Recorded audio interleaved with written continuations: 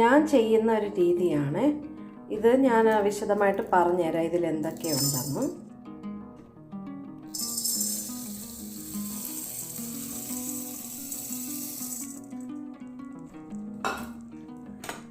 അതായത് ഈ സ്പൂണിന്, ഇത് ടേബിൾ സ്പൂണാണ്, ഇതിന് ഒരു 5 സ്പൂൺ ഉഴുന്നെടുത്തു, 2 സ്പൂൺ കടലപ്പരിപ്പ്, 2 സ്പൂൺ ചെറുപയർ പരിപ്പ്, 2 സ്പൂൺ തോരൻ പരിപ്പ് അതായത് സാമ്പാർ പരിപ്പ്, പിന്നെ 2 സ്പൂൺ അരി പച്ചരി, പിന്നെ ഒരു വലിയ സ്പൂൺ കുരുമുളക്,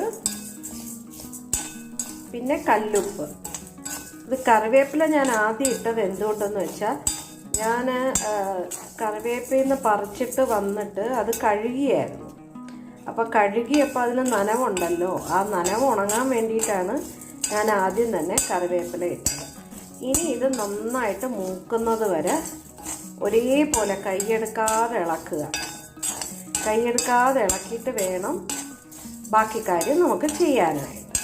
അപ്പോൾ ഇത് മൂക്കുന്നത് വരെ നമുക്ക് ഇങ്ങനെ തന്നെ ഇളക്കിക്കൊണ്ടിരിക്കാം. ഓക്കെ. ഇത് ദോശയ്ക്ക് നല്ല ടേസ്റ്റാണ്. ദോശയ്ക്ക് അതുപോലെ തന്നെ നമ്മൾ പുട്ടിൻ്റെ കൂടെ ഇതും ഇട്ട് പുട്ടിൻ്റെ കൂടെ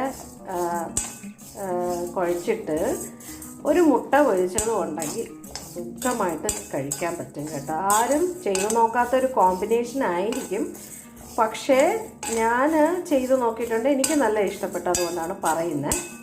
പിന്നെ ഇത് നല്ല മൂക്കുന്നത് വരെ ഒരേപോലെ ഇളക്കി കൊടുക്കണം, കൈ എടുക്കരുത്. പിന്നെ തീ കൂട്ടിയും കുറച്ചും മാനേജ് ചെയ്ത് വേണം ചെയ്യാനായിട്ട്. ഇപ്പം ഞാൻ ഇച്ചിരി കൂട്ടി, കുറച്ച് കഴിയുമ്പോൾ കുറയ്ക്കാം. അപ്പം ഞാൻ തീ ഓഫ് ചെയ്തതിന് ശേഷം മുളക് പൊടി ഒരു 2-2.5 സ്പൂൺ മുളക് പൊടി ഇട്ടു. അതുപോലെ തന്നെ കായവും ഇട്ടു. കായം ഒരു 1/2 തൊട്ട് 1/4 സ്പൂൺ വരെ ഇട്ടു. അത് കഴിഞ്ഞ് തീ ഓഫ് ചെയ്തതെന്ന് വെച്ചാൽ കട്ടിയുള്ള ചീനിച്ചട്ടി ആയതുകൊണ്ട് തീ ഓഫ് ചെയ്യാം. തീ ഓഫ് ചെയ്തതിന് ശേഷം നല്ല തണുത്തതിന് ശേഷം നമുക്ക് മിക്സിയിൽ വെച്ച് പൊടിക്കാം. ഇത് പണ്ട് ഞാൻ എൻ്റെ ഹസ്ബൻഡിൻ്റെ അമ്മ ഇങ്ങനെ പലതും ചേർത്ത് ദോശപ്പൊടി ഉണ്ടാക്കുന്നത് ഞാൻ കണ്ടിട്ടുണ്ട്. പക്ഷെ അത് എത്രത്തോളം എങ്ങനെയാണെന്ന് എനിക്ക് അറിയില്ല. എന്നാലും ഞാൻ എൻ്റെ രീതിക്ക് ഞാൻ ഇടയ്ക്ക് ഉണ്ടാക്കാറുണ്ട്.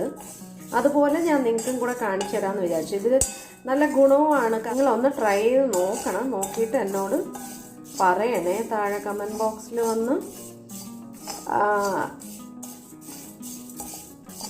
ഇതിനെ ഒന്ന് നല്ല ഇതും തണുക്കട്ടെ. തണുത്തിട്ട് പൊടിച്ചിട്ട് ഞാൻ കാണിച്ചു തരാവേ. തണുത്ത് കഴിഞ്ഞിട്ട് ഞാനിതൊരു മിക്സിയിലെ ചട്നി ജാറിലോട്ടിട്ടു.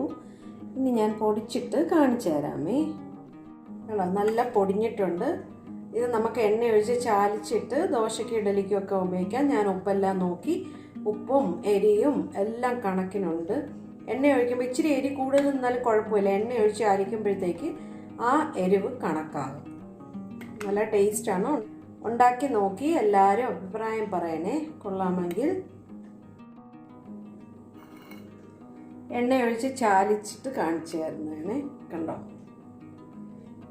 സെയിം നമ്മൾ മറ്റേ ഉഴുന്നുപൊടി മാത്രം വെച്ച് ചെയ്യത്തില്ലേ, അതേ സെയിം കളറൊക്കെ തന്നെയാണ് കിട്ടുന്നത്. പക്ഷേ ഇത് വേറൊരു ടേസ്റ്റാണ്. എല്ലാവരും ഉണ്ടാക്കി നോക്കുമെന്ന് വിചാരിക്കുന്നു. ബൈ.